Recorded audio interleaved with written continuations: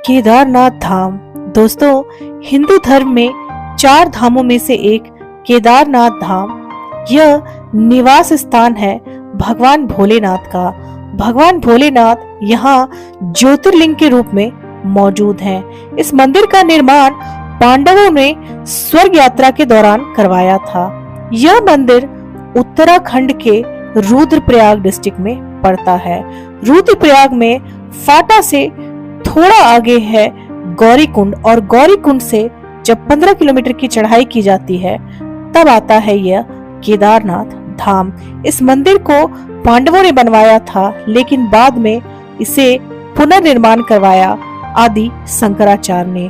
13वीं शताब्दी में इस मंदिर को फिर से राजा भोज ने बनवाया था, लेकिन 14वीं शताब्दी से लेकर 18वीं शताब्दी तक यह मंदिर 400 सालों तक एक बर्फ के ढेर में दबा रहा। किसी को भी नहीं पता था कि यहाँ पे कोई शिव मंदिर है, और इस तरह से भगवान भोलेनाथ ने खुद को और इस मंदिर को मुगलों के आक्रमण से बचा लिया। नहीं तो सोमनाथ मंदिर का हाल सबने देखा कि क्या हुआ। दोस्तों, यही वजह थी कि 400 सालों तक इस जगह पे हिमयुग चला और मंदिर पूरी तरह से बर्फ में दबा रहा, और 20वीं शताब्दी में इसे फिर से बनाया गया।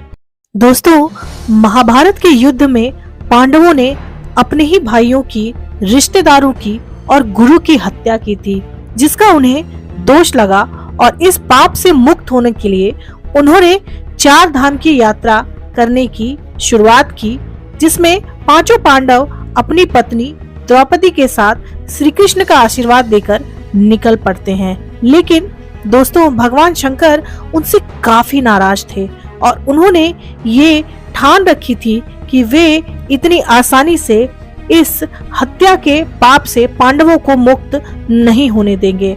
उन्होंने इस चीज के लिए एक योजना बनाई और कहा कि अगर इस परीक्षा में पांडव पास हो जाते हैं, उससे निकल जाते हैं, तभी उन्हें क्षमादान मिलेगा और तभी वो सशरीर स्वर्ग तक जा सकते हैं। आइए जानते हैं क्या थी वो परीक्षा जो भगवान शंकर ने पांडवों की ली थी।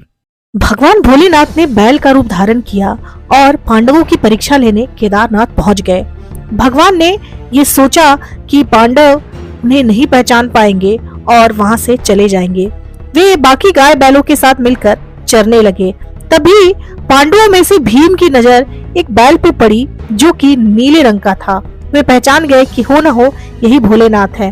भीम ने अपना विकराल रूप धारण किया और दोनों टांगे फैला दी।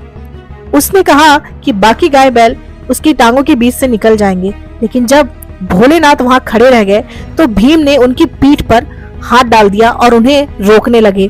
तभी भोले बाबा अपने असली रूप में आ जाते हैं और प्रसन्न हो जाते हैं और पांडवों को पाप मुक्त कर देते हैं। बैल रूपी शंकर भगवान का पीठ केदारनाथ में रख गया और ये बन गया केदारनाथ मंदिर। और जहाँ पे बैल का सर गिरा वो बना पशुपतिनाथ मंदिर, जो कि अभी नेपाल के काठमांडू में मौजूद है।